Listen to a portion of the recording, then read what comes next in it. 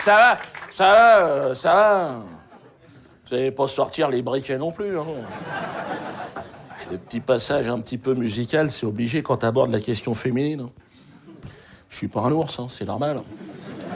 Petit côté rock voisine dans le spectacle, je suis obligé. J'ai un public féminin, je dois en tenir compte. Hein. Ce que je disais à mon fils, là, le plus grand, celui qui a 15 ans. 15 ans, l'autre, les histoires de bonne femme, ça commence à le chatouiller sérieusement. C'est normal. L'autre jour, il vient me voir, il me dit « Papa, comment ça marche, une bonne femme ?» Ah, il dit « Tire-toi, tu m'emmerdes. » Comment tu veux que je te raconte comment ça se passe? Et puis j'étais en train de bosser, en plus, j'étais en train d'écrire un sketch. Tu sais, quand j'écris, j'aime pas qu'on m'emmerde. Je suis dans mes personnages.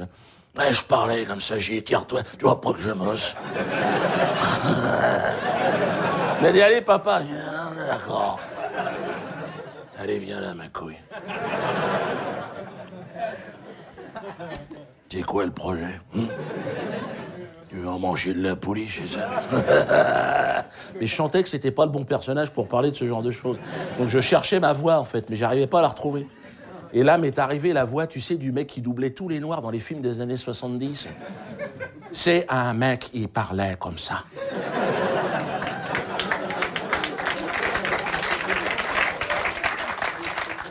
Chiotte, le mec, merde. Je me suis mis à parler comme ça à mon fils. À partir de maintenant, ton nom de code dans la baraque, ce sera Bradley. Non, fini les papas, Brad. Moi, ce sera Colonel. Colonel Follet. Tu t'es lancé dans une partie de pêche à la mouche, mec. Ça va se jouer au poil de cul. Attention. Quand tu chasses la femelle, il faut éviter tout genre de brusquerie. Hein? Tu vas ranger les trompettes et sortir la flûte de Pan. C'est en chausson de danse que ça va se jouer. Quoi? Qu'est-ce que tu dois lui dire? Merde. Tu t'emballes, Bradley, tu t'affoles. Chaque chose en son temps, mec. On court pas un marathon avec des pompes de ski. Première étape, tu dois demander le divorce. Avec qui? Avec cette putain d'odeur de chacal, mec.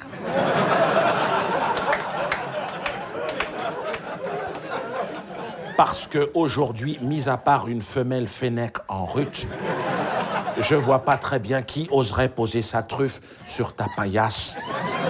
Tu as reniflé ton matelas, Bradley. Merde. Ça fait combien de temps que t'as pas croisé une savonnette? Arrête tes sornettes, mec. Ça remonte au Moyen-Âge. Mais à l'époque, tout le monde puait la pisse, Bradley. C'était à la mode. Pas de chiotard dans la baraque, les gens chiaient dans les pots de fleurs, au coin des murs. Mais aujourd'hui, Bradley, on est censé avoir marché sur la Lune depuis.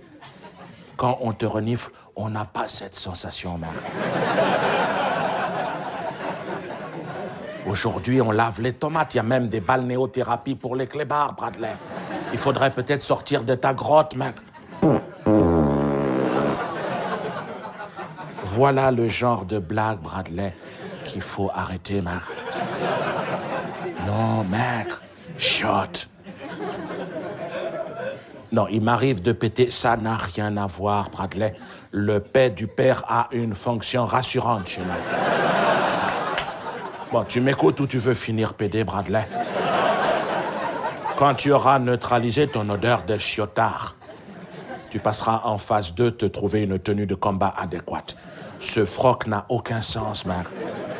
Vous allez être plusieurs autour de la même galette, mec. Ce serait con de se faire éliminer sur une boulette. Ce froc n'a pas de sens. Tu dois te trouver un froc à la mode. Qui se porte mi-cul. On doit avoir 7 cm de ton slobard. Tu auras l'air con, mais c'est la mode. Ça te poussera à en mettre des propres. La mode est obligatoire, Bradley, jusqu'à un certain âge. Après, tu peux porter des bâches, un poncho. Tout le monde s'en foutra. Quand tu auras passé ces 2 étapes-là, Bradley, tu passeras en phase 3, le contact, le corps à corps. Merde. Les événements devraient te conduire dans un endroit peinard. Tu vas te retrouver seul avec la pouliche, mec. Ce sera la guerre. Ouais. J'ai des copains qui sont morts, Bradley. Pire encore, d'autres sont devenus des toutous à sa mère. Tu prendras ton courage à deux mains, mec. Regarde-moi bien. Et tu te lanceras. Non, ma mission s'arrête là, Bradley. Après, je suis pas vétérinaire. Tu vas sur Internet, tu demandes aux copains.